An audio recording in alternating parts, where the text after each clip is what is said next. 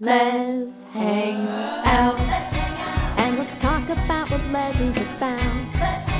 And let's listen to two lesbians shout. Lez Hang Out. Hey everyone, welcome back to Lez Hang Out, the podcast where, Ellie, I'm going to need your help on this one, okay? I get my hair done, check my nails. Baby, how you feeling? Feeling good as hell. I have a cold. Yeah, there you go. I literally was like, I can't do this. Yes, you can. It sounded great. There you go. Thanks for always having my back, even when you're sick. Even when I was like, this is actually terrifying. Thanks, Lee. You're welcome. From the West Coast, I'm Lee Holmes Foster. And from the East Coast, I'm Ellie Brigida. To those who've been with us this whole journey, thank you as always for listening. If you're a new listener, welcome. We're excited to have you here. Here's what's happening this week. This week in the Lesdom. This week in the Lesdom is a place where we can touch base each episode about things going on with the podcast or otherwise. In season 9, we are continuing to release our Patreon bonus episodes. Our last episode was a little bit of a personal episode to me. We dove in a little bit on queer friend group and queer friend group dynamics. Little too much in my personal life to share with the general public. So if you want to pay to hear more about my tea, you can do that at bit.ly/lespatreon. Sorry, you mean Flelly's tea. Yeah, Flelly's tea. Our good friend Flelly. In the Greater Lez universe, listen, I know I just recorded a Greater Lez universe thing about teenage sex and death at Camp Miasma, but then literally like the day after I recorded that, they released the trailer for it, and it just feels important to me to make sure that you all know that not only is Gillian Anderson in this movie, she's in this movie doing like a Southern accent and being this like creepy, mysterious older woman at a youth camp. I don't really know exactly what's happening in this trailer. That trailer confused the shit out of me. I have probably no clue I will what it's watch about, the movie but who cares? and still not understand what it's about. But I just need you all to go listen to Gillian Anderson talk in the trailer. That's all. It's important, and I'm providing this PSA for all of you. Yes. Also, speaking of hot older women, Winona Ryder has just been cast in season 3 of Wednesday. So we've got a 3rd season of Wednesday. Not gay enough. That's all I'm going to say. But a girl can dream. Hey, maybe season 3 is our season, right? Maybe Winona Ryder is going to sweep someone off their feet. I feel like she has to be being cast as someone who's related to Wednesday, no? Yes, she must be. Like, I don't know where they're going to go in the storyline, but like an aunt, maybe. Yeah. You know, we'll see. We'll see. Make it gay, you cowards. That's all we have to say. Also, we want to make sure we let you know before we dive into this week's episode that Good Person with Kirsten King is going to be coming out on March 31st. Obviously, you will hear all about it in this episode, but we are super excited both for the book. You should read it. It's fantastic. And also that the book has already been picked up and optioned to star Daisy Edgar Jones by Working Title. So that's very exciting news, and you're going to hear all about it in just a few minutes. That's what's happening this week. Back to you, Ellie and Lee. Thanks, Ellie and Lee. We are so excited to bring you episode 14 of season 9. It is good as hell, and we are joined by a very special guest today. We have return guest, friend of the pod, Kirsten King, who you might know as the writer of Crush. If you all remember, like just a little movie on Hulu that came out a few years back that we may or may not have talked about. She's also written for The Second Best Hospital in the Galaxy on Amazon Prime. And now a book. What doesn't she do? Oh my gosh. I don't sing, so I can say that. I don't sing. I'm very bad at that. Yes, why don't you have Kirsten do the Absolutely not. Yes. Well, why don't you tell us a little bit about your debut novel, A Good Person? Very exciting stuff. Yeah. So it is about a millennial anti-hero in Boston who is very much in a situationship with a man who she believes will be her boyfriend eventually. Not a spoiler, he doesn't end up wanting a love connection with her, ends things with her, and she retaliates by casting a hex on this man, in which he coincidentally dies the next day. She ends up a suspect in his murder case, and from there, it's really just the crash out of the century. Very fun, very bad bisexual lead character that was a great time to write. We love an anti-hero, especially a queer anti-hero. Yes. Obsessed. Well, Lee and I got advanced copies, which made me feel really cool. It has like the little thing on the front too that says like other people can't even buy this yet, and you're like, yes, Yes. yeah, that's right. Yeah. Lee, I'm curious, what was your experience with the book? Of reading the book? Yeah. So I read this end of last year on a flight. So I was flying to Switzerland for work, and I was like, oh great, I'll like pack this, I can like bring it, because I like, you know, if I'm flying, I'm like, oh, I'll just bring my Kindle, and that way I can, you know, do whatever. So I was like, no, I'll pack this and it'll be great. I can like read it on the flight there, read it on the flight back. How do you feel like reading a real like book for, It felt just so like legit and bulky, like just turning pages. But no, instead I like devoured it on the flight there and then was done and was like, oh no.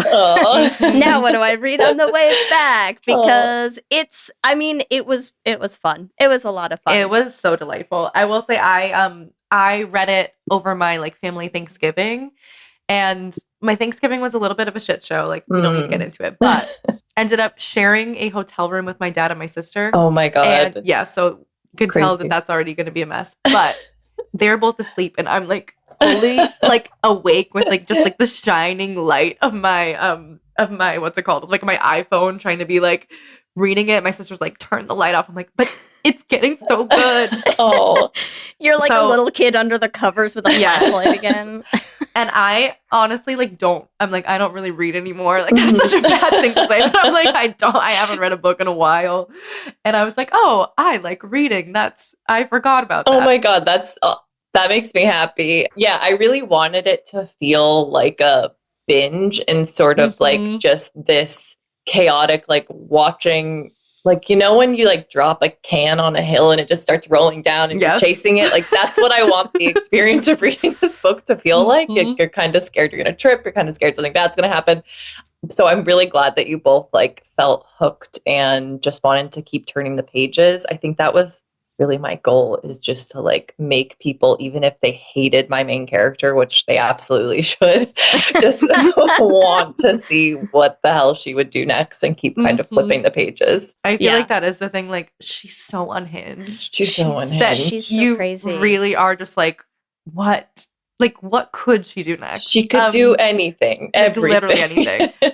Why don't you tell people a little bit, like, what was your inspiration for Lillian, this like chaos main character? Yeah. So I started writing this and drafting it during the WGA writer's strike. And I feel like with Crush, my goal was like, I want to make something that's so sweet. Like, I want to really like represent queer people in a positive light.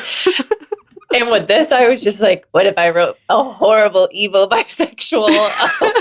And I just had fun with it, and I saw what happened. Like, I didn't actually tell anyone I was writing a book because I didn't think I was capable of finishing a book. I was like, that's for people who went to Harvard. That's for academics. That's not for me. That's not for someone that watches The Real Housewives of New York quite often. But so I didn't tell anyone I was writing it. And I started kind of mapping out this character. And Lillian is really just like this combination of all of the worst types of people I've ever met in my life. Like, living in LA, there's a lot of narcissistic people here. And I feel like writing this character was a way of sort of expressing my frustration with those kinds of people, the industry, also like the types of narratives around my specific bisexuality. Like, I feel like it's been projected on me before that I'm because I am married to a man, like I'm a flawed bisexual. And I was like, what if I just leaned in and I'll show you what a bad bisexual is.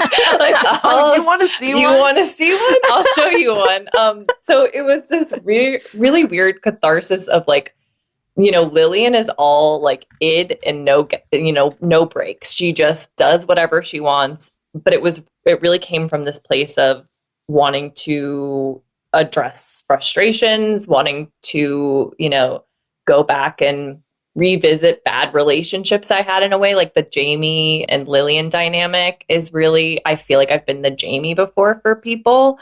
For context, in the book, Lillian has a lesbian best friend named Jamie who she just absolutely emotionally manipulates at every turn. And there was just catharsis in writing this crazy character from this point of view. I don't know what that says about me. I've talked to my therapist a lot about it, but it was just ultimately really fun. And then eventually I had a book, and I didn't know if I wanted to do anything with it, because I was like, this is kind of the weirdest thing I've ever written. I don't know what people will think of me if I put it out into the world. But then I was like, maybe it doesn't matter. Maybe it doesn't matter if people think I'm a bad bisexual because I wrote a bad bisexual. Like, maybe I can just embrace that and roll with it and try to not give a fuck. And again, through a lot of therapy and, some medication, we got there, and I'm publishing it. Okay, but I want to say one thing, because we keep saying she's a bad bisexual. And I feel like we've talked about this a lot on the show, of like the fact that it is possible to write deeply, deeply flawed and toxic queer characters. Yeah. Because we're saying she's a bad bisexual, but like, it's like Lillian is just a bad person. She's a bad happens person. to be bisexual. Yes. And it has nothing to do. Yes. Like, the two have nothing to do with each other, right? And Totally. like, that's why it works. Because it's not like she's out here being like, oh, I'm going to go on a date with Henry, and then I'm going to go on a date with Jamie, but I'm not going to tell them about each other because I just want to have it all, because I'm just a slutty bisexual who can't make up my mind. Like, it's not that at all. Yeah. She's just the most selfish, self-involved, like emotionally unaware, absolute batshit crazy person. I'm like, I don't want to do too many spoilers, but like, I'm like, can we just talk about the fact that she like fully goes to the funeral of the man that she was the other woman for, acting like she's the one who needs sympathy? Like, that whole scene wrecked me. I like how we said we'll try to keep it spoiler light, and Ellie's immediately just like, let's talk but I feel like about that's not really a spoiler, because like we were saying, like, we know he's dead. Like, that's on the back of the book. It's on the back of the book. No, but it is like there's a compulsion in her for attention. And like, it's not about her being bisexual. Everyone in her path is like at risk of damage because she's men, women, whoever. Like, she really is just an agent of chaos. And like, that is a really fun character to write. Just a character where you're like, if they enter a room, anything could happen.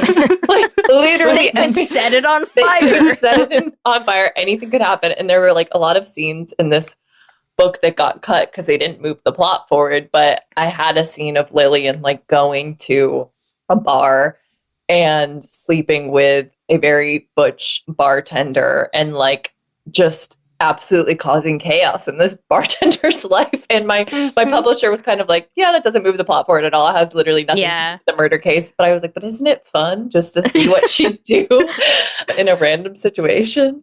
Okay, but you know how you were saying you're never writing a sequel to this, but like just a standalone short novella, little story of that. Just publish that chapter. Yes, please.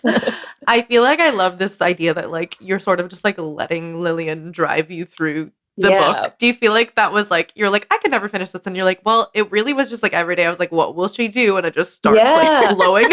No, really, I outlined the book the same way I'd like outline a screenplay. I use a Save the Cat beat sheet, and I outlined it in that same way. But then as I was writing it, there were just like hard left turns that I felt the character would make that didn't follow my outline. So it did like diverge from it a little bit, which is never the case with how I normally write things. Like, I typically write an outline and I stick to it. And if there's like a problem, or if I want to diverge from the outline, I'll like go back and I'll like, I think I have like note cards up here. Like, I'll go back and I'll like move the note cards around and try and figure out how to make the story work. And this, because I think I just didn't think I was going to publish it. I think I thought it was going to be like a weird brain exercise and personal challenge for myself to see if I could write a book. And then when someone wanted to publish it, I was like, oh shit, I'm really scared. I guess I have to do it. I know other people can't see me holding up the book right now, so I'm just gonna real quick. This is a 287 page just fun thing I thought I would do for funsies and never publish. Just an exercise. Sure. Just like a little weekend jaunt in Microsoft Word for nothing. I sort of love that though, because I do feel like taking the pressure off. You're like, oh yeah, and then it's done. If you were like, I'm gonna write a bestseller, then it's like you're like paralyzed. Yeah, and I felt really paralyzed with screenwriting, if I'm totally honest. Like after Crush, like I felt like there was some momentum, and then obviously the strike happened, and like there's been just so many industry wobbles that have made it really hard to get work. And so I think I got into the mindset with screenwriting of like, what can I write that will sell, which is not like a really creative place to work from. Like when I wrote Crush with Casey, we literally just wrote a story that we thought was fun. And it was like this wish fulfillment of, our high school experience that we didn't have. And then because the industry was so bad, I was like, what can sell? Should I write another rom-com? Should I do a Christmas movie? Like, what should I do to survive? And then I was like writing stuff that it didn't really resonate with me. So I think that was part of the reason why I like told myself I wasn't writing this for money, because I was so like heartbroken constantly by trying to write for money. So I just had to take that off the table. And then oddly enough, this has been the thing that is like, You're like, now I can't stop having to make stories promoting my book. Yes. And it's like sustaining me, which is, which is very nice. And I think all we as creatives like really dream of is just being able to keep doing creative work and like have enough money to pay rent. So, well, we talked to before we started recording that it has also been optioned, correct? Yeah. So it's been optioned for adaptation by Working Title and Daisy Edgar Jones to produce and star. And yeah, it's been a great experience working with both of them. I'm adapting the book now into screenplay form, which is really an interesting experience because obviously like I'm a screenwriter first, and I didn't think I would be like a precious person adapting like my own work. I thought I would just make the cuts where I needed to make the cuts, change the things that I needed to change. And now I'm kind of realizing, oh, wait, that I feel weird. I feel weird departing now from you're like, that. how can I work that lesbian bartender back in? Literally. On screen. Do we need an end credit scene of just that? Yeah.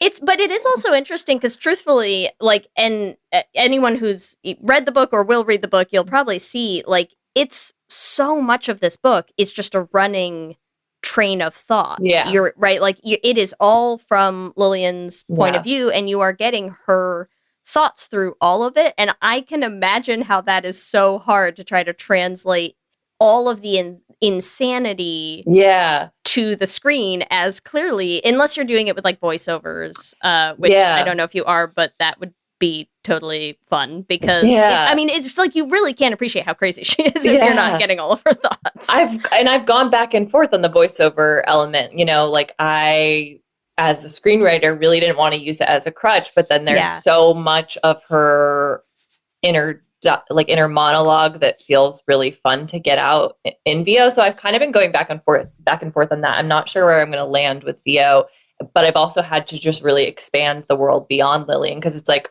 her drunk running around Boston.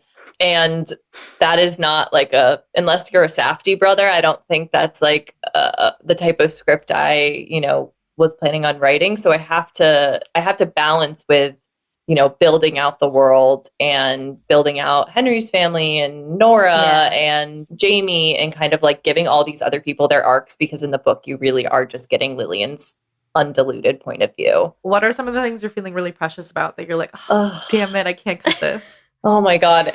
I mean, every kiss, like every kiss between women, I'm like, it gotta be in there. Every single one. It's hard to say, like some of the inner monologue in this VO question, I think is like one of the things that I'm trying to figure out. I really feel precious about Jamie and like her screen time because I think she's important to the story. So trying to figure out how to balance her with everything that's going on with the other characters in the book. And again, I'm trying not to spoil too much, but it's hard. So yeah, there's certain things that are surprising. I find a new thing to be precious about every day, basically.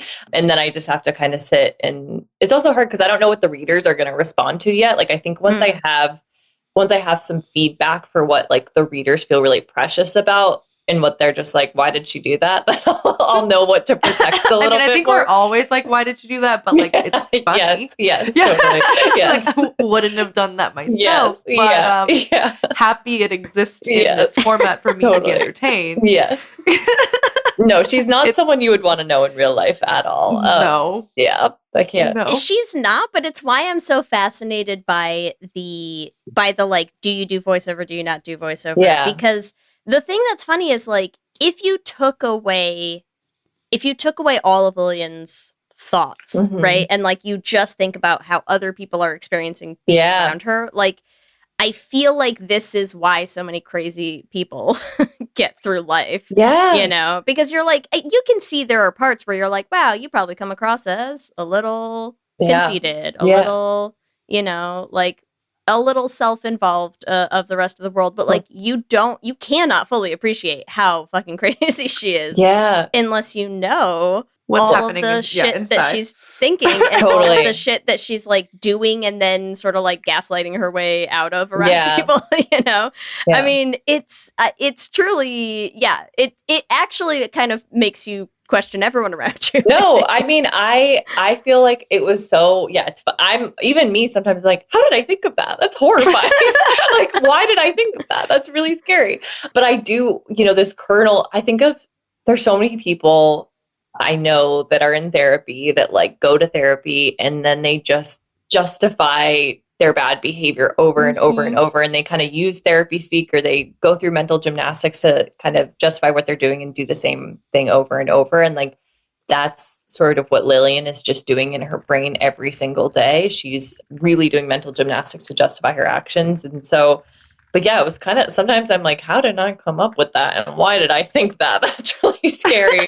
I think I've met enough crazy people in my life, though, that, I had a lot of inspiration. So much inspiration. Yeah. Who named them? Yeah. I'll send you a list after. Yeah. Off air. Yeah.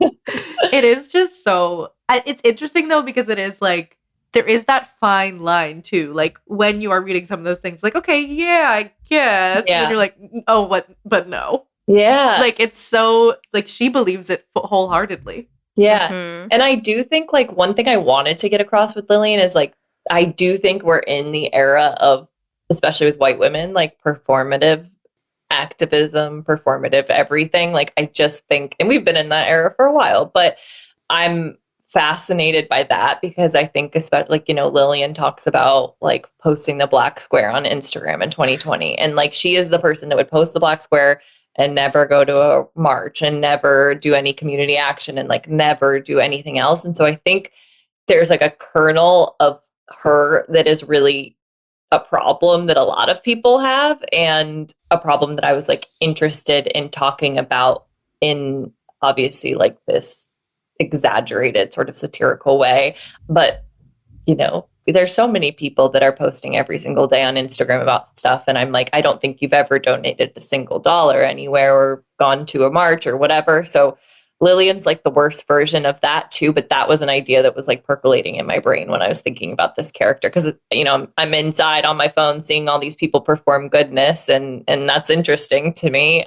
And I, you know, like to hope I'm doing more than the Lillians in the world. But I would say generally most people aren't. Most people are just like posting the black square and moving on with their lives. So, well, it's like, I think you had said too, like there's also like a performative like victimhood about her as well. Yeah. Like where like it is sort of interesting because like the context, right, is that like people know this is on the back, Lee, so don't say anything to me. But like, wow, so, spoilers, Ellie. She is dating this man who then eventually she does find out she's the other woman. Yeah. Flips out about, and then basically like is like turning it all like the girlfriend of however many years, like she's the one who's horrible. I'm the one who is like saving him from his miserable life by like seeing him after 10 p.m. on a Friday, like on a random Wednesday. Yeah. You know, like it's it's like she twists it so much to be like, I'm the other woman, quote unquote, but like I'm the victim here. No, she feels like she's like the grieving girlfriend, even though there's nothing that's happened between them to kind of, so like, you know, she is the booty call, but she can't see herself that way. And then when she finds out there's a real, you know, girlfriend in the picture, I think she has to sort of rewrite the narrative very quickly. And with the Nora character, Henry's other main girlfriend, we'll say, I think there's also like a lot in my mind that like Nora is this very perfect, like waspy New England type of woman, and Lillian is like white trash Boston. And I think it's like it's this like question of, do I want to be her? Maybe a little, do I want to be with her? You know, I think I loved writing that dynamic because, you know, as a person that grew up poor in Boston, I think the kind of class divide in the city is really interesting. Like you have, and even when I was living in Boston, it was like Southie was like working class, and now Southie is finance bros. And I think class is really, it manifests in a really interesting way in Boston. So with Lillian and Nora, I wanted to get some of that out. And obviously I'm getting it out through the woman who handles it the worst way possible. And of course, Nora doesn't like deserve some of the treatment that she gets from Lillian. And, you know, I won't spoil too much of what she does with her, but I do think they're just such opposites in a really interesting way. And I think also why Lillian even casts her dreams onto Henry, who's just a fucking guy. Like he's just a guy. He's not even that, I would say, truthfully. Yeah. Because that's what, no, but it is like what I think, one of the things I think is interesting in the book is, because you mentioned earlier that you were like, oh, you know, sometimes like you feel like, oh, I'm married to a man, I'm like a bad bisexual and all this stuff. I'm here to break it to you, but listen, you've written this character who, you know, it puts a hex on a man and then he dies, and objectively that dude sucks. I think it's a great bisexual character. Yeah. That's great work for the community.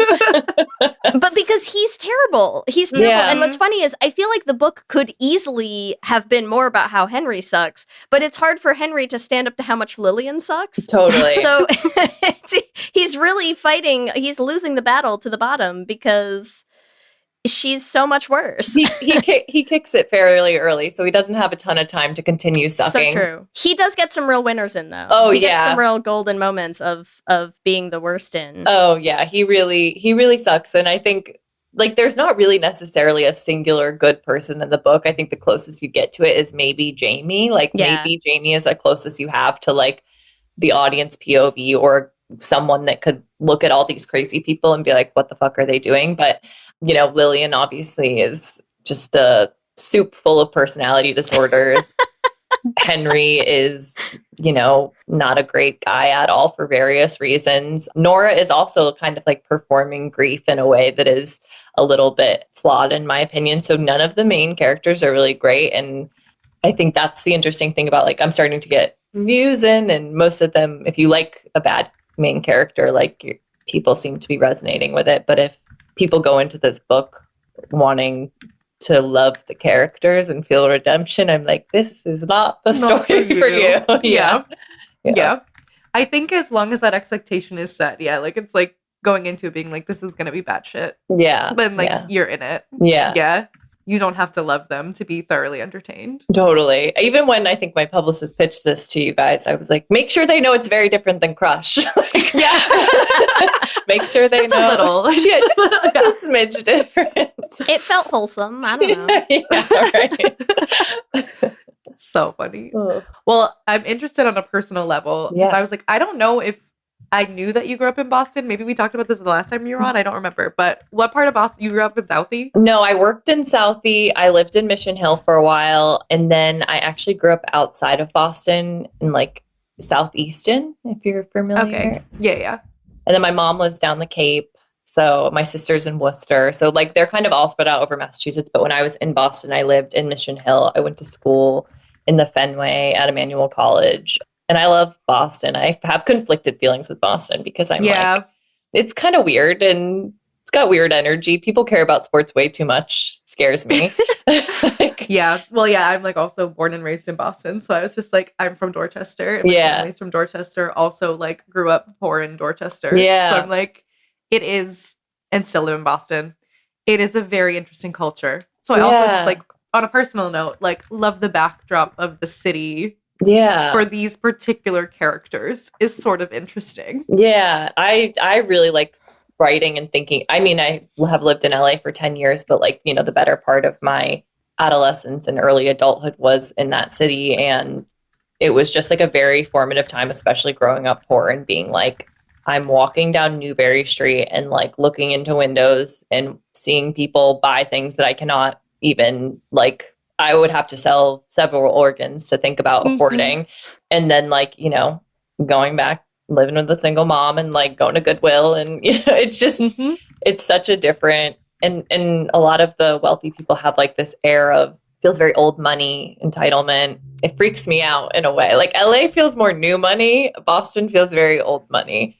Oh yeah, it's entrenched. Well, it's also interesting, the performative aspect of it, because I do feel like the Noras of the world, like there is a very performative white liberalism. Yes. Yeah. In the white wealthy people in Boston. 100%. And it's like, they will talk about their specific, like, sanctioned topics, but they will not touch certain things. And I think we can guess several things they won't touch, but it's a very particular type of performative liberalism that is fascinating to me. And obviously, like, yeah, the city is a mixed bag. Like, you think of like all the schools and the different types of people that brings in, but just and like, you know, my family being in Worcester, like they have the deep Worcester accents, and it's like we can't hide who we are. Like there's no disguising who we are and how I grew up.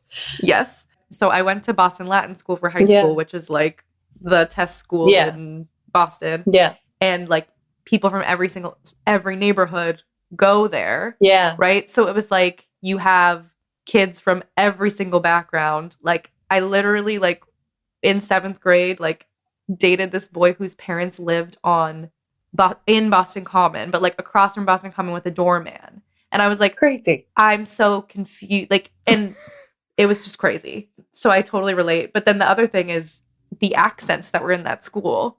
Yeah. Like the accents define what part of the city you're from. Yes. What socioeconomic background you're from. Yeah. So like when people talk about like the Boston accent, it's interesting. I feel like the people who have it are from Southie, from East Boston, from Dorchester. Yeah. And then the people who live in like what I would consider more of like the suburban parts of Boston, like don't have accents at all. Yeah, absolutely. It's fascinating. It is fascinating. I know. I could like dive into, because I could talk about the Boston socioeconomic elements. I mean, and I'm not sure, like I tried to express some of that in the book, but I had a sort of different high school experience where my mom is a teacher and was a librarian. And so I got to go to a private school outside of Boston for free because she was a teacher, and she was like, you gotta go. It's free. We don't say no to free things. You know me. And so I had this really, really difficult experience of being the poorest person at my school and just being surrounded by extreme wealth. And it was like me, and literally they called other kids that weren't there paying tuition the scholarship kids. And it was just like a weird dynamic. And I've always wanted to like talk about the kind of class divide, because there's a hard line in that city. And I don't even when I go back, I still feel weird sometimes.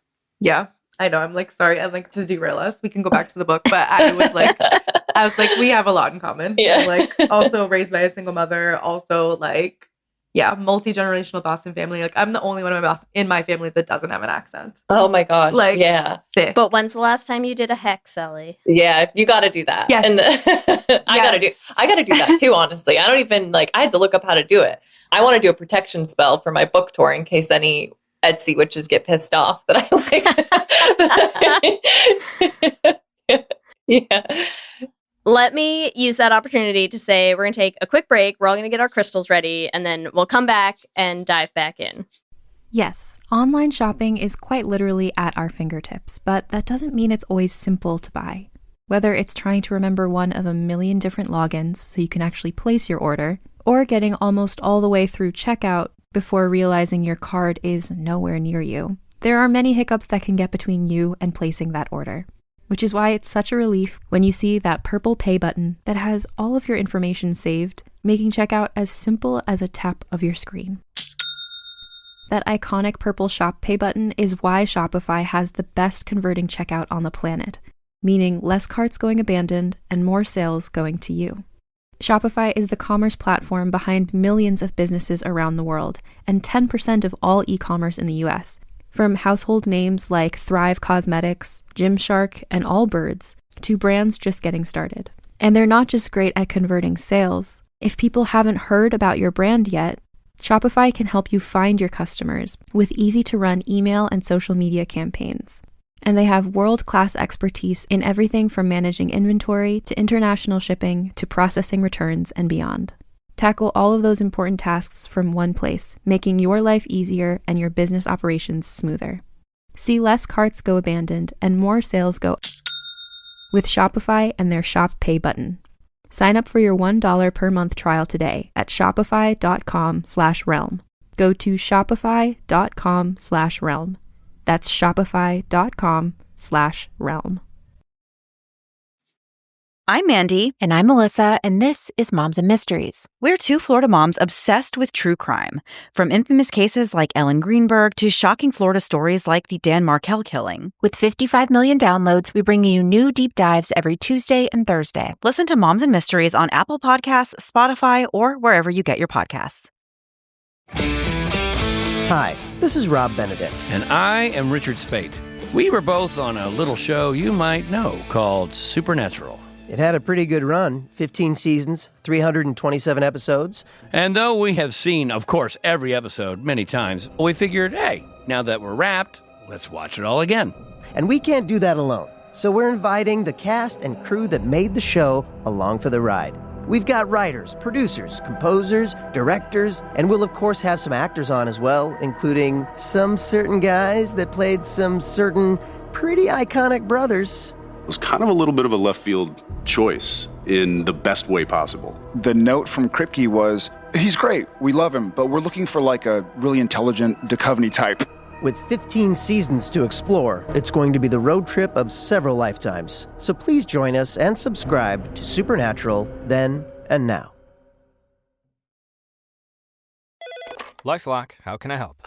The IRS said I filed my return, but I haven't. 1 in 4 tax-paying Americans has paid the price of identity fraud. What do I do? My refund, though. I'm freaking out. Don't worry, I can fix this. LifeLock fixes identity theft guaranteed and gets your money back with up to $3 million in coverage. I'm so relieved. No problem. I'll be with you every step of the way. 1 in 4 was a fraud-paying American. Not anymore. Save up to 40% your first year. Visit LifeLock.com/podcast. Terms apply. But do you believe in the Etsy witches? I think I do. Because I don't even know if I should admit this. I'm kind of scared too. But like my friends did like a Donald Trump burning thing early COVID, and then he got COVID like right after, and that freaked me out. And what have they been doing lately? Sorry, I'm just asking if they're busy. Are they getting together again soon? Can we like sponsor a coven retreat for no reason at all? For no reason at all. Just curious if they've gotten to see each other. Yeah, I'll see if they have some availability to get the gang back together. Asking for a few friends is all. But like being in LA, I've had so many very LA experiences with spirituality. I would say I'm by nature more of a skeptic, but then you met some witches. I've met witches. Yeah. I had an exorcism while living here. Wait, you were exorcised? I was exorcised. Do you think that Lillian lived inside of you and was exorcised and found residence in this book? Honestly, maybe. You're like, how did that happen? And she's like, I've been here the whole time. No, real Dr. Jekyll, Mrs. Hyde situation. It was like 2019 or something, and I was part of a big queer woman friend group, and obviously they knew an exorcist, and obviously she had full moon parties, and so I would go to these full moon parties, and this exorcist multiple times like pulled me aside and was like, hey, I think you would benefit if I did some work on you. And so by the I'm third, sorry, but is that a pickup line or what? no, it was like I wish, but no. She was I actually genuinely only saying it to the people who actually had demons. I guess I had demons, but it felt like if someone offers you like a breath mint 3 times, it's like you gotta take it. They're trying to tell you something. So I was like, okay, I'll do it. She didn't want money. She did it for free. I needed it that bad, I guess. Wow, you got the pro bono. Yeah, I got a pro bono exorcism. And she was like, how many times do I have to say this before you let me like literally fix she's this like, whole situation? You're not allowed in my house until I get an exorcism. That's wild. So I've like dabbled in stuff like that. I feel as a writer, I'm genuinely open to like most life experiences. Like maybe to a fault where, you know, it's like right when you know and you're like, okay, I need to know more. Yeah. I'm curious, like, do you feel different after the exorcism? Like what? Like, you know what? I did actually. And I can't tell if it's placebo. I still feel so silly talking about it, but no, I don't know. I was really at a crossroads with job stuff and my relationship at the time. And I got this exorcism and it was kind of more just like felt like Reiki and like calling on my ancestors and like sitting in a room with a lot of incense. But after it happened, like everything shifted. Like I ended my relationship that I needed to end, like, which I was very scared to end. I got like a new job. I got a new apartment, like everything. I don't know. That could just be timing, but it was kind of weird. I mean, to me, it's the exorcism, clearly. Yeah. I'm also like, do you still know this person? Like, should we go to these parties? We follow each other. How do we sign up? Yeah. I know she didn't make you pay her, but listen, we can raise some money. Yeah, totally.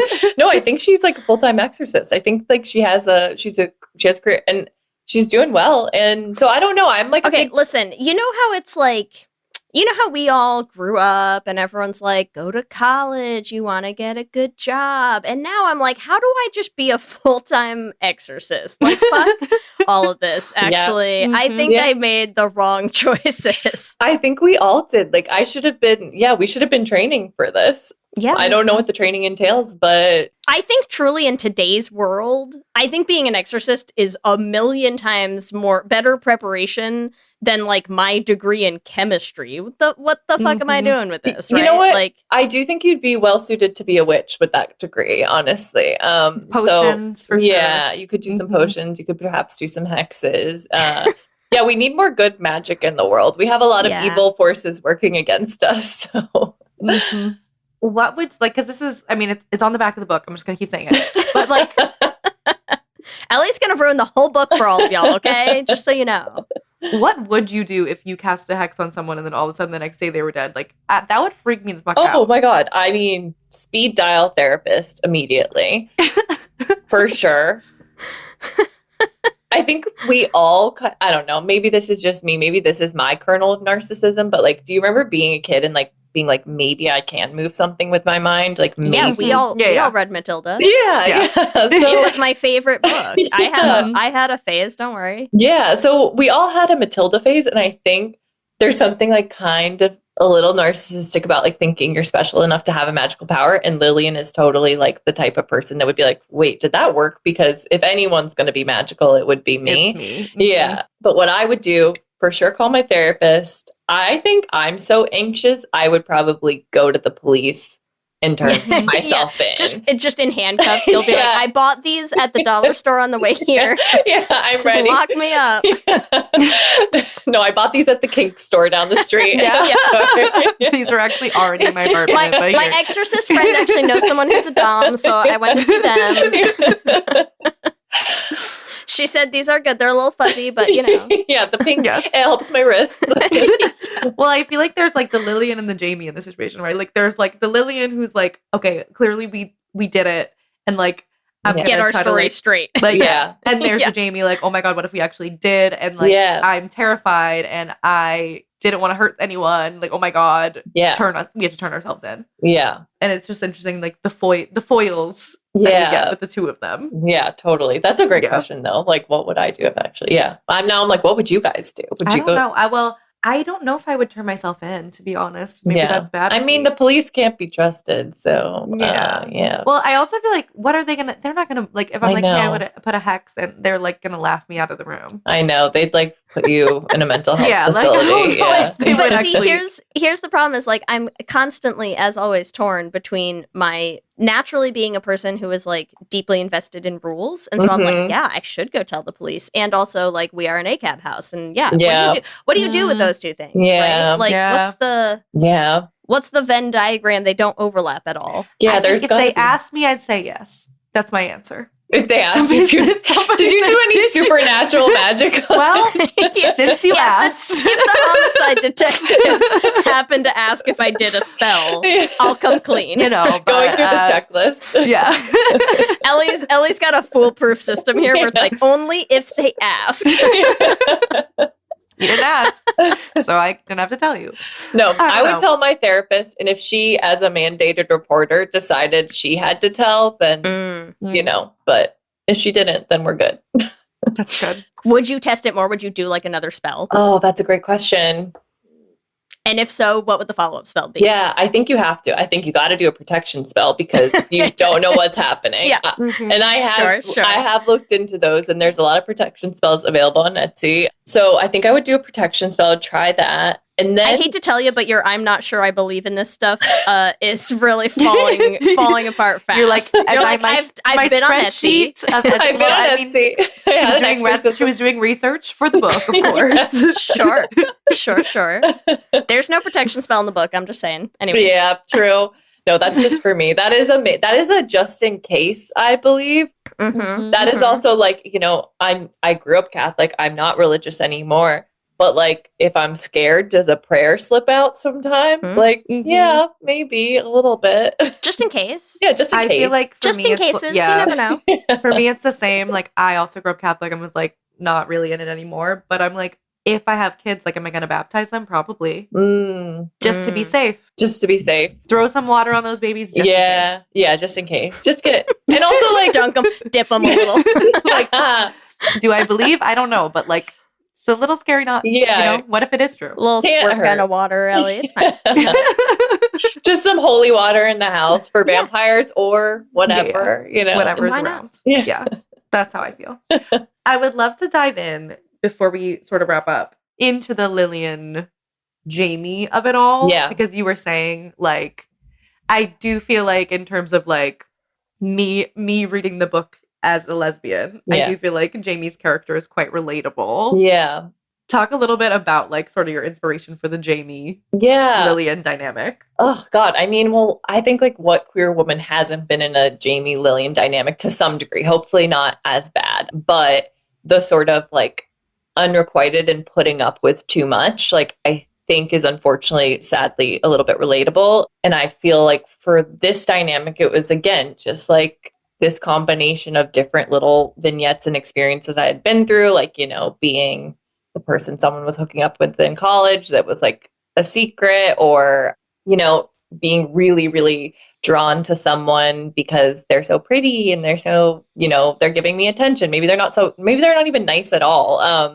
I think it gets really blurred when you are attracted to someone, and Jamie isn't someone that has experienced a lot of any healthy romantic relationship. So she's really, this is the closest person in her life, and this person's super flawed, but there's some attraction there. They kissed once in college. Like there is just something simmering there. And Lillian, I think, knows how to manipulate Jamie to capitalize on that, which I think is something that unfortunately has like happened to a lot of queer women. Like you kind of are like, okay, I'm going to set boundaries with this person that's not really treating me well. They're not being a good friend or whatever they are. And then they just kind of pull you back in a way. So that's something that I've experienced, and I've been in sort of gray friendships like that before, where I'm like, I leave and I feel horrible, but I can't wait to see them again. It's like, what's wrong with me? You're queer. That's what Yeah, it is. yeah. No, but you know what's so funny is like, because it is true. I feel like, and maybe this is just me and our exorcism talk, but like, I feel like Lillian is funny to me as a character because as a person with like anxiety and intrusive thoughts, like Lillian is the person I'm like terrified of being. Yeah. Right. And you read a lot of the book and you're just like, oh no, like, am I self-involved and terrible? Like, am I Lillian? Right. Yeah. Did my demons get exorcised and put into this book? I don't know. But then then you meet Jamie and I was like, oh no, am I Jamie too? And the answer is truly, I yes, don't think you can be both of them. No. But so then I was like, no, maybe this is just me being anxious at all times about everything in my life. Totally. And that feels better. Maybe I'm just a gay mess, actually. Yeah. Aren't Well, we I feel all? like it's also giving, like, I don't know, I feel like there's just like a lot of like TikTok where people are like, you're a narcissist, you're a narcissist. Yeah. Like everyone's a narcissist. And then like you like find yourself being like, am I a narcissist? Like you're just and it's like, and the page is like, and I'm like, this is not from experience. The page is like, if you have questions, if you're a narcissist, you're not a narcissist. Yeah. I'm like, oh, okay, great. No, that's like something I talked to my therapist about after I wrote this book, because I was like, I wrote such a fucked up character. Like, how did I do that? Why did I do that? What's like wrong? Because I'm an anxious person and like I have some OCD, so I'm constantly like, worse, whatever. And my therapist kind of said the same thing. She was like, if you're crashing out over the potential of you being a narcissist because you wrote a narcissistic character, you're probably okay. But I don't think people like Lillian even, like, there's a kind of these moments in the book where maybe she quickly questions herself, but she walks herself back out of it so quickly. And I think anxious people are just like, I'm waiting for proof that I'm horrible. Yeah. I'm waiting for someone to tell me at a party 4 times that I need an exorcism. Like, I'm just waiting for that moment of someone being like, there's something deeply spiritually wrong with you that I could fix, actually. And sometimes it happens, and we love when there's a solution. Honestly, if only everything was so easy. Oh my God. If I didn't have to constantly go to therapy and take drugs and I could just get an exorcism every time something was wrong, great. Time efficient, beautiful. I think the Middle Ages had the right idea about some things. They did about certain things, for sure. Yeah. Yes. But yes, I do feel like Jamie is quite relatable for all of the, like, I feel like it's a very adolescent / college experience. Yeah. Like, where and you're she's just like, stuck there. She's stuck there. Trapped. Yeah, she's very stuck there. And I had like one of my queer friends I had a draft of the script and she was reading through it, and there's like, she's just live texting me everything about Jamie. She was like, this is so rude. She's me. And then there's a scene where like it's Jamie's wearing a sports bra and she's like, she only wears sports bras. That's also me. Like, how dare you? And I was just like, there's something relatable about Jamie, but also very depressing. And I hope that like anyone that finds themselves in Jamie's situation with their own Lillian can run far away and know that there are better relationships. I think I said it like out loud while reading this book, just being like, girl, run. Yeah. You gotta get out of there. Absolutely. Jamie deserves better. Jamie deserves to be just absolutely spoiled by a beautiful butch lesbian, I think. Okay. Yeah. I know you already told us there's no sequel, but how fun a pivot would it be if you do a sequel and it's actually just Jamie's rom-com follow-up? Oh, Jamie deserves it. I love her as a character. And again, at adapting the screenplay, it's like really fun to think about like what's going on with Jamie. What is her arc more? How is she feeling? Because I would love to read a book through her perspective. There's a thriller from her perspective happening too. Like just being so close to such a scary person. It's an A24 movie that Jamie doesn't know she's starring in. Yeah, 100%. Exactly. Yes. Yeah, follow-up sequel rom-com, Jamie meets the gay bartender and they bond together over how fucking crazy Lillian is. Yes. And then they have their rom-com. I love Anyways, free idea. You can have that. Thank you so I don't much. even need to credit. It's good. free access, Producer free credit. ideas. Yeah. I love it. Anything else you want our listeners to know about the book before we head into our Q&A? Man, no, I mean, I guess just the disclaimer that like, this is an anti-hero. This is an unlikable protagonist. You are getting in the car with chaos, and just to expect that, I guess, would be my main just like disclaimer for this novel. And yeah, hopefully that's fun for people, but it's also not going to be everyone's cup of tea. I foresee this being like a 1-star read to some people and a 5-star read to others, and I'm okay with that because I hope it makes people feel something.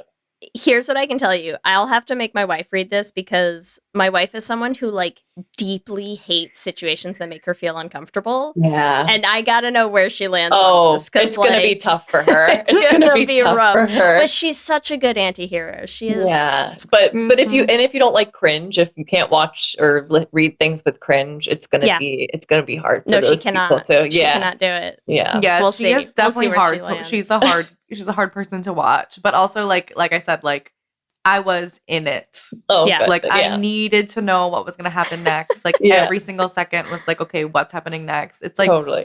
Yeah. Like from a reader's perspective, like it's a super easy read, really enjoyable, and like very page turnery. Like it's like, thank you. That's I needed to get to the end. I was like, please tell me what's going to happen next. So yeah, highly recommend. Thank you. Let's head into our Q and Gary. Ready? Yeah. Yes. Q and Gay. Question number 1. Have you ever tried to put a hex on someone? A, no. B, yes, but it didn't work. Or C, yes, and it worked. No, I've never personally done a hex, though, you know, there's some people that deserve it out there. So yeah, get started. Get going. There's no time like the present to try.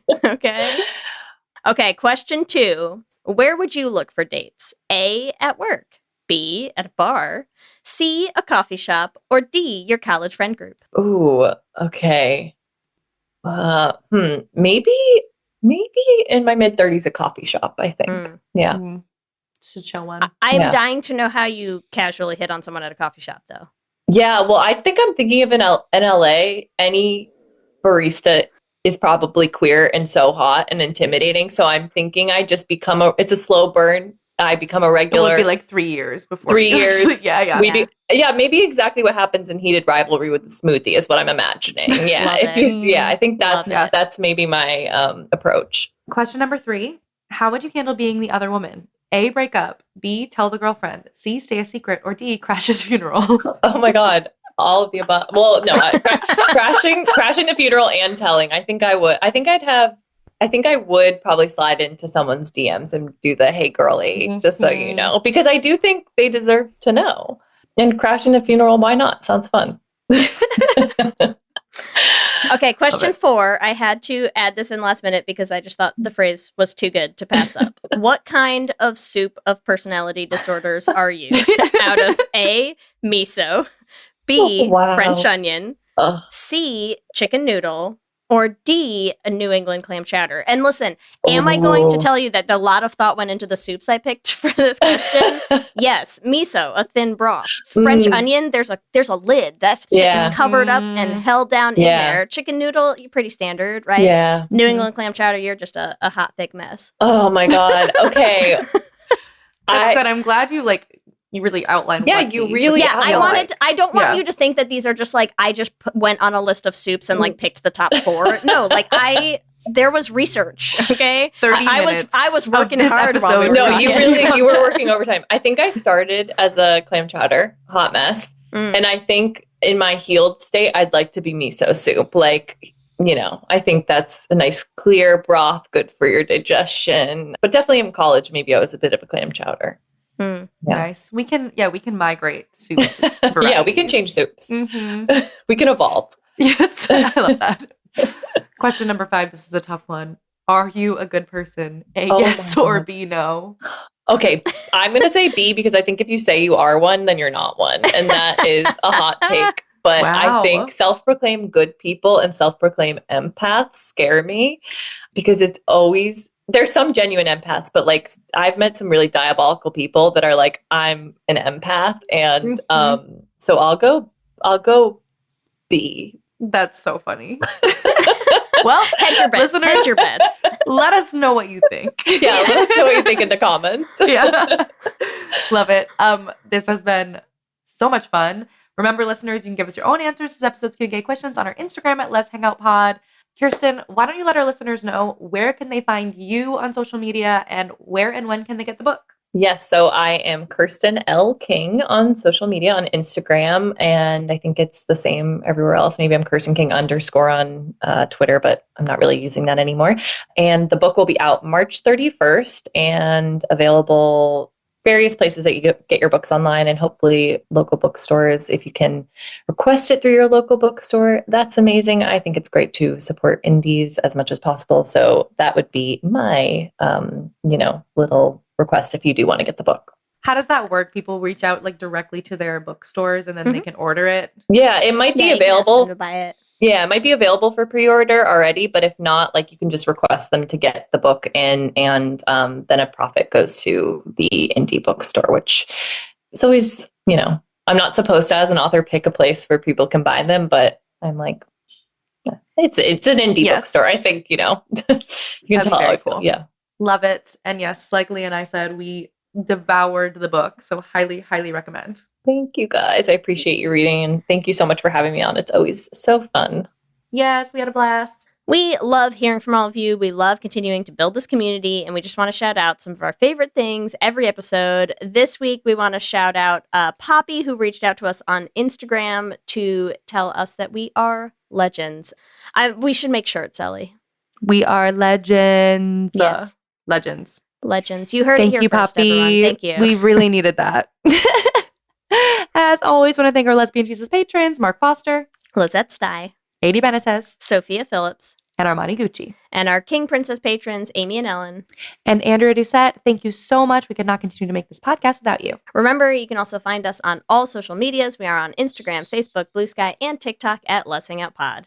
You can email us at lezhangoutpod@gmail.com. You can check out our website at lezhangoutpod.com. Whatever app you use for podcasts, make sure you subscribe so you'll be the first to know when new episodes drop. We also have videos going up on our YouTube channel, so make sure you subscribe at youtube.com/lezhangoutpod to catch those. Lez Hang Out is an independently produced show hosted by us with audio production by me. Our production assistant is Kristen Murison, and other podcasting shenanigans by Lee Holmes Foster. If you want to help support the show, the first thing you can do is leave us a rating and a review on whatever app you use to listen to podcasts. It helps new people find the show. And if you want to support us on Patreon, you can do that at bit.ly/LezPatreon. Our patrons are what single-handedly fund our show, so it's a huge difference when you join our Patreon.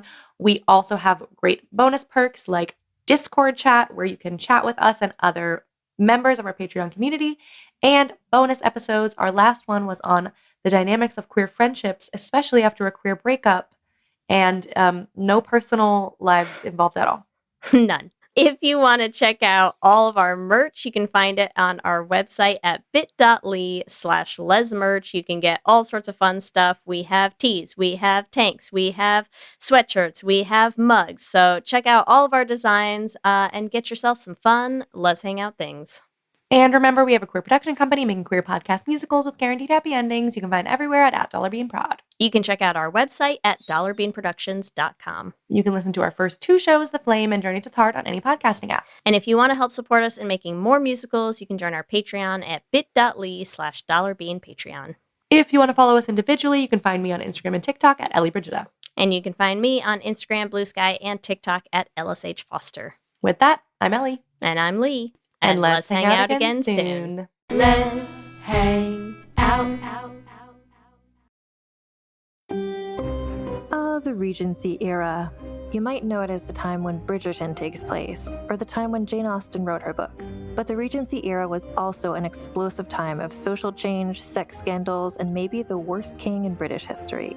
And on the Vulgar History podcast, we're going to be looking at the balls, the gowns, and all the scandal of the Regency era. Vulgar History is a women's history podcast, and our Regency era series will be focusing on the most rebellious women of this time. That includes Jane Austen herself, who is maybe more radical than you might have thought. We'll also be talking about queer icons like Anne Lister, scientists like Mary Anning and Ada Lovelace, as well as other scandalous actresses, royal mistresses, rebellious princesses, and other lesser-known figures who made history happen in England in the Regency era. Listen to Vulgar History wherever you get podcasts.